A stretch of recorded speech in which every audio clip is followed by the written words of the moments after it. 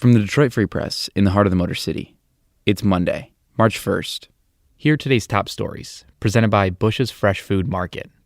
Calling all foodies, Bush's is hiring. Are you passionate about food, looking for growth, development, and excellent wages?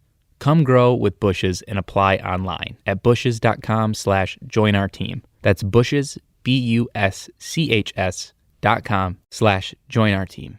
I'm Clara Hendrickson with the Detroit Free Press. After Michigan voters changed the process for redistricting in 2018, the state's first ever independent redistricting commission will draw new congressional and legislative districts this year. Among the top criteria for creating new maps is a requirement that they reflect what are called communities of interest. There are potentially thousands of communities of interest. They could range from school districts to places of worship to neighborhoods to vacation homeowners. The only requirement is that they are geographically connected and share a common interest other than a relationship with a political party, incumbent, or candidate. Advocates of the new process see it as a corrective to gerrymandering, where communities have been split up for partisan gain, and local leaders across the state are working to mobilize the communities they represent to make the case to the commission for why they should be kept together. For the Detroit Free Press, I'm Keith Matheny. Pressure is ratcheting up on Michigan wildlife managers to allow hunting and trapping of gray wolves this year. State Senator Ed McBroom, chairman of the Senate's Natural Resources Committee, introduced a resolution calling on the State Natural Resources Commission, which sets Michigan's hunting and fishing policies, to hold a wolf hunt this year. Officials with the State Department of Natural Resources have stated they'd like to wait while they revise their wolf management plan. Wolves were hunted to near extinction in the region in the 20th century, and Michigan's Upper Peninsula had only 3 wolves as recently as 1989. But the numbers rebounded well since then, while wolves were protected under the Federal Endangered Species Act, with between 600 and 700 wolves in the UP in recent years. The U.S. Fish and Wildlife Service last fall ended endangered species protections for wolves, a move that's being appealed in federal courts.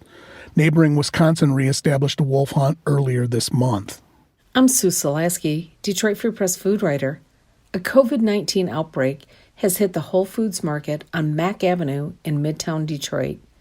23 employees recently tested positive for the coronavirus. Whole Foods Market says they have done deep cleaning and enhanced sanitation at the store. The Detroit Health Department says they were notified of the outbreak and are investigating. The city is offering rapid testing to all Whole Foods Market employees. The grocer, owned by e-commerce giant Amazon, says any employee who has tested positive will not be allowed back to work until they have produced a negative test result. Denise Fair, the city's health officer, is frustrated. The number of cases at Whole Foods Market are 5 times the overall rate for the city of Detroit. Fair is concerned that the grocer put the health of Detroiters at risk.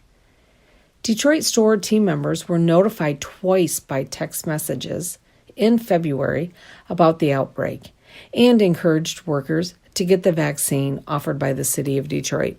This is Marlo Alter with the Detroit Free Press Sports Department, and we finally have some baseball to talk about. On a beautiful sun-splashed 88-degree day, the Detroit Tigers opened Grapefruit League play in spring training, defeating the Philadelphia Phillies 10-2 in 7 innings at the Tigers spring training facility in Lakeland, Florida. Shortstop Willi Castro blasted a 458-foot home run on the first pitch he saw, as the Tigers scored 6 runs in the first inning, in large part to wild pitching from Philadelphia. Left-hander Tyler Alexander started for the Tigers and gave up a second pitch home run, allowing 2 runs in 2 innings. The bigger story, though, for the first time in 353 days, dating to March 12, 2020, the Tigers welcomed fans to watch a baseball game.